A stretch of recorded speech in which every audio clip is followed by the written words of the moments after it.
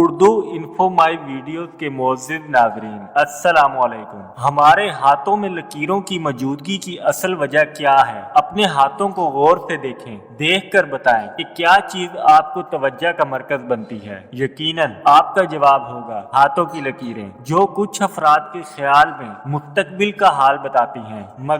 मगर साइंसी हकाइक पर बात की जाए तो हथेली पर मौजूद लकीरें, जिसे तबी ज़बान में पल्मर फ्लेक्सिन क्रेजर कहा जाता है, बुनियादी मकसद कुछ। मुअज़्ज़िज़ नाज़रीन, प्लीज़ चैनल को सब्सक्राइब कीजिए, वीडियो को लाइक कीजिए और कमेंट में अपनी कीमती राय का इजहार कीजिए। शुक्रिया।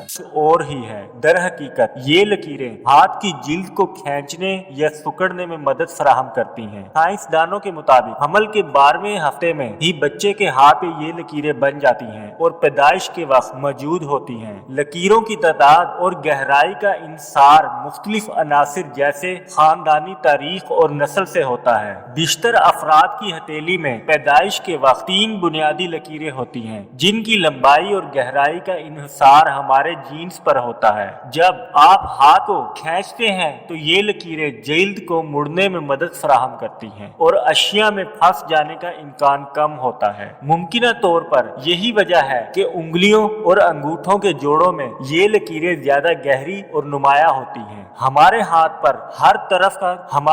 हर तरह का काम करते हैं और यही वजह है कि इनकी जिल्द को पेचीदा पोजीशन से मुताबिकत हासिल करना होती है, ताकि हाथ को सीधा करें, बंद करें, मोड़ें या मुट्ठी बनाएं। जिल्द को भी इसके मुताबिक काम करना होता है। ये हथेली पर ये लकीरें मौजूद ना हो तो जिल्द ढीली होकर लटक जाए। कुछ मौके पर ये लकीरें मखसूस तबी मसाइल को शिनाख्त करने में भी मदद फराहम करती हैं, मगर इसका फैसला डॉक्टर दीगर अनासिर को मद्देनजर रख कर करते हैं। मुअज़्ज़िज़ नाज़रीन, आपको हमारी वीडियो कैसी लगी? प्लीज चैनल को सब्सक्राइब कीजिए, वीडियो को लाइक कीजिए और कमेंट में अपनी कीमती राय का इजहार कीजिए। शुक्रिया।